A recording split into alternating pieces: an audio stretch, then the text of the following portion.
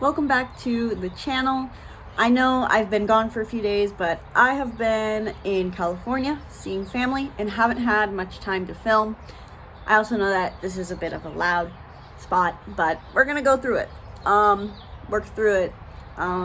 If you're new to the channel, welcome. I'm Isabelle, and I help you understand yourself so you can feel more clarity and control over your life. Now, before I dive into today's video, talking about something that I've really been working through, which is dealing with family. Both this can be about, for you, extended or immediate family. But before I dive in, hit the link below to book your 1-hour reading where we can dive deep into your life and how you can best navigate it using your unique personality type combination. This is not just about reiterating information saying, this is what your stars say, this is what your Enneagram says. This is about using these tools that I've found have helped me, especially now with navigating family, and using them in implementation to your life. So that's in the link in the description below. So, like I said, I haven't had much time to film because I'm out in California seeing family. It is my grandma's 70th birthday, and given that we don't come to California often, my family and I, we have been making our rounds seeing a lot of family members.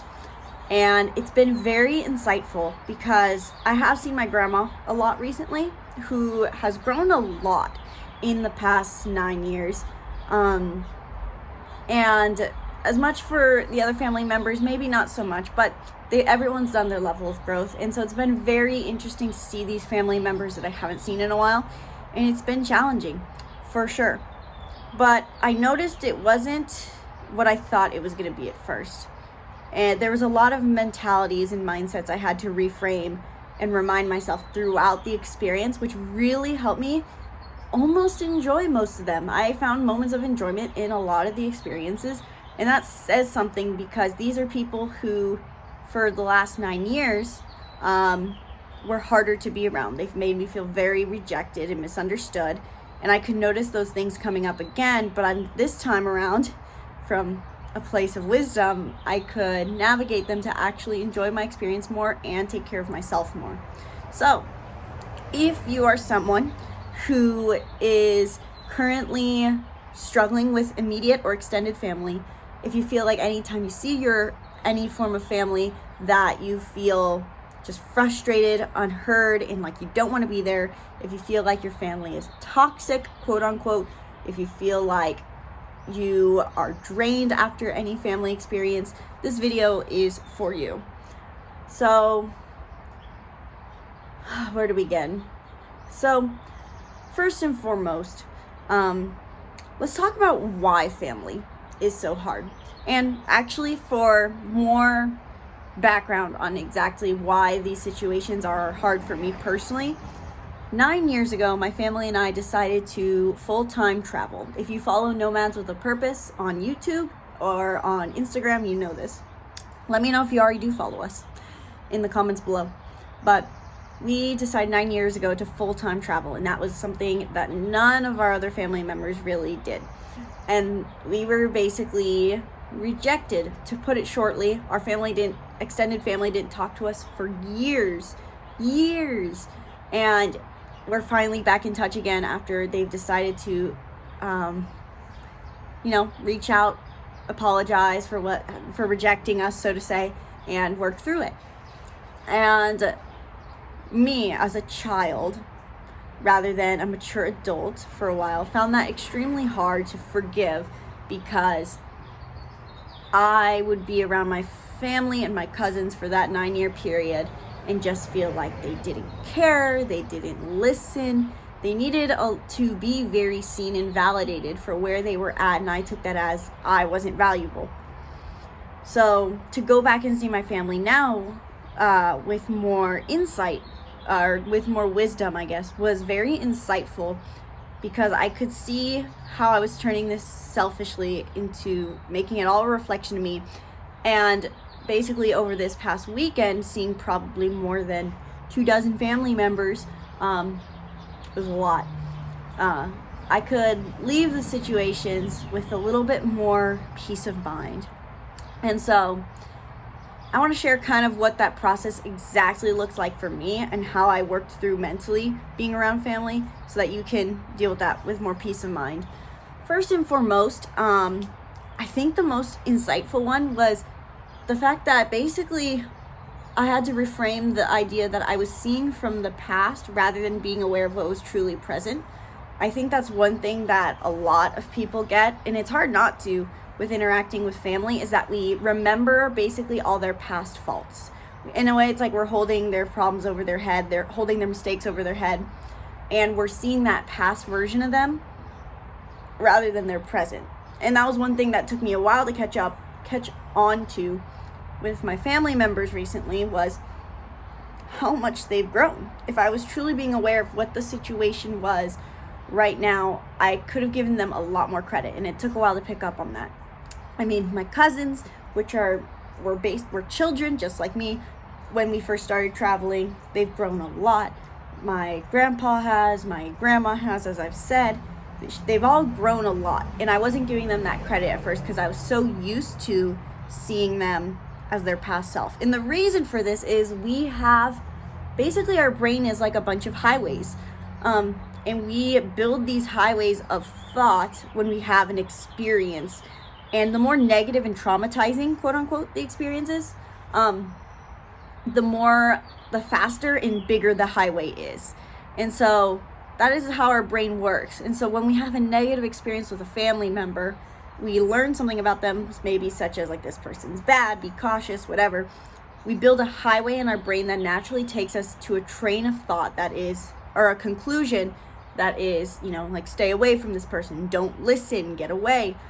And so we don't have much of an open mind about what that person's actually doing because our brain tries to predict things, It's like, if you close your eyes right now, you can probably exactly picture the room that you're in, especially if it's familiar. Our brain uses the past to then create the present, because if we were constantly trying to take in all of what is present, we'd be overwhelmed. So first and foremost, when interacting with family, especially if you're in a situation where they're trying to be better, be aware of if your brain is pulling from the past, and try to just be more present and be aware of what is this person now. In a way, wiping the slate clean and almost interacting as if you know nothing about them tends to be better, because then it also opens your mind to taking the dialogue where it needs to go, which is one thing I could still do better. I instead have definitely played a silent role in all of my family interactions. So that's first what I want to say is, instead of pulling from the past, be present. And then secondly, which is in a way what needs to be done before interacting with family, is expectations. What do you truly expect of this person? And write that out. Do you expect them to ask you about all the things that you care about? Do you expect them to know? Do you expect them to not say certain things?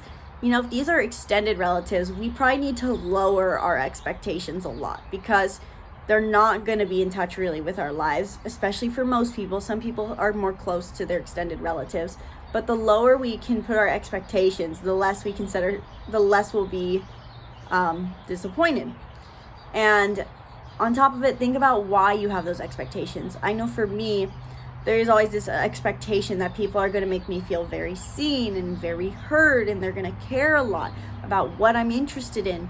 And when I don't get that, I'm disappointed. But instead, if I can just basically expect them to be nice, which is to not be mean, don't make rude comments, then turns out they meet those expectations very well.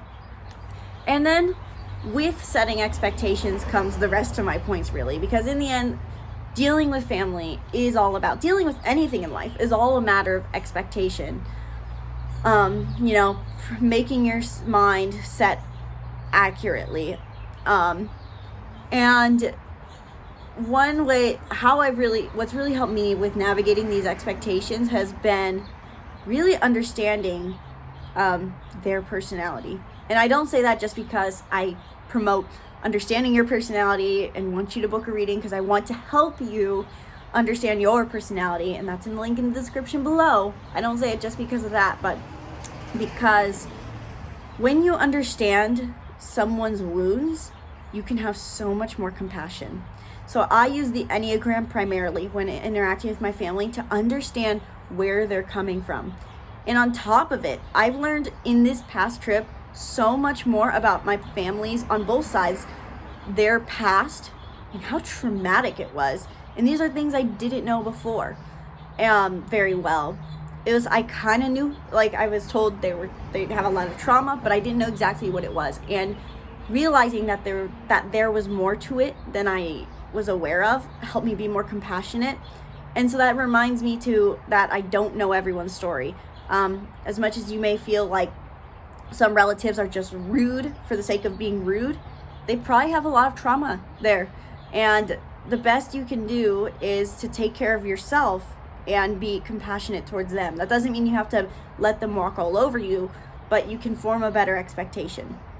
So the Enneagram, which has 9 types, the 9 core wounds that we each build in our childhood, knowing their Enneagram has helped me. I can go, oh, this person's a 4, they never felt seen or heard. And so of course they're gonna be louder than me and not care whatever I'm doing with my life and not ask me about what's going on. This person is a 9. They probably feel like they need to be easygoing all the time. They're holding in a lot of inner turmoil. This person is a 7, and so they feel like they can never be negative. They're holding in all their emotions, similar to the 9.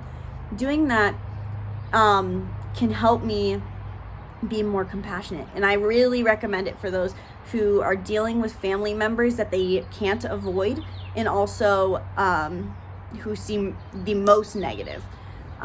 With that, like I said, while we should have a level of compassion towards these people, and Enneagram can help us with understanding, taking care of ourselves is probably the backbone of what can make it so that an interaction goes well. Because if we're coming from a place of being drained, needing to feel seen, heard, or understood, then it's going to be a failure. Comes back to, again, expectation. Being able to expect less means giving more to ourselves. So I was extremely drained after this weekend, and I'm about to head to one last family get together that's going to be all day long with a lot of relatives who I haven't seen in a while and have not been on good terms with, who have been borderline, some of them abusive, and are frankly just not good people. But I've spent the last this morning and last night just resting. Truly, it's amazing how much just energetically we can get drained from something like that. I almost took a nap, which I haven't done since I was like 5 years old. Listening to my Abraham Hicks videos, taking in positive input, listening to things that are just positive words really does help, because words have power. When we're taking in that energy, that negative energy, or even just hurt energy or negative words, drains us. So literally pacing ourselves as if we're running a marathon helps. And making sure we're providing everything for ourselves. And that was a piece of advice my mom gave me as I was midway through one of these interactions. And on top of it, my ex-boyfriend was messaging me and we were having this argument basically, so I was not doing good. And I was basically getting frustrated and I needed a timeout. And my mom told me, she said, well, what if, this is the advice I wish I could have given myself. Everything worked out for me the way I wanted it to. So what if you truly accepted and knew that you were going to get everything you wanted in life, and it's in a way already here, and then how would you interact with these people? Because oftentimes really what ends up happening, I think, with extended family and even immediate, is that we all feel this slight bit of resentment because we're expecting someone else to give us the things that we're not getting in life. Whether that is to be seen, heard, if we're struggling with money, all of our stresses come out in these situations. It's like fighting fire with fire. The second someone lets out their aggression, we fight back, which is something we're healing right now with the North Node being in Aries. We're learning assertion rather than aggression. And if you don't know anything about that, you can check out my video on it. It is probably the best video to watch on it is my one titled Spring Eclipse Season 2024. And that one really covers what journey we're on right now. If you want more advice on what you're growing towards right now, dealing with your aggression, this is a theme that's highlighted right now, and you can check that out on the channel. Realistically, I could put a card, but I'm gonna just forget to do it. I forget every time. So being able to navigate expectation and take care of yourself. Giving yourself the things you want and knowing you're going to get everything you want in life is huge. And if you feel like I'm not going to get everything I want in life, then you need to book a reading, because you can have it all. You already do have all the capabilities within you. You just need maybe a little bit of guidance and faith, because I believe in you and maybe just the people around you don't believe in you, and that can be frustrating. So I have notes on what I wanted to talk about because I forget. So I'm going to double check that I didn't miss anything. I think I covered everything. Yeah, just basically, so in conclusion, as a final wrap up on all the things when navigating family. 1, what is your expectation and what are their expectations of you? Know that their expectations are not your responsibility, but your expectations are. And if you need help lowering and navigating those expectations of your own, ask yourself, how can I take care of myself to give myself everything I need? Take care of yourself. What is this person's Enneagram? What is their wound? What is their past potentially? And how can I be more compassionate towards them? And how can I pace myself, basically? Give yourself those little timeouts and give yourself positive input to basically make it so that you're not being weighed down by all those people's emotions, wounds. Is even just being that extroverted for that long is exhausting, especially for those who are more introverted. And be in the present, not in the past. That was the last point I couldn't remember. Or make sure you're giving people credit if they have been trying to grow, and treat them with a clean slate and see how things go. I know that's a huge one for me. Thank you guys so much for watching this video. Be sure to subscribe to the YouTube channel and stay tuned for more videos breaking down your life. If you're wanting more help with navigating family, and if you're feeling a sense of unfulfillment in life, making these family interactions harder, then please book a reading, which is really a coaching call, in the link in the description below, and we'll dive deep into your life and your personality so you can get everything that you desire and feel more healed and fulfilled. So that's in the link in the description below. Once again, my name's Isabelle, and from my heart to yours, hope to see you guys again soon. We'll see how often I get to film. Realistically, I will not have another video up until Monday. But namaste.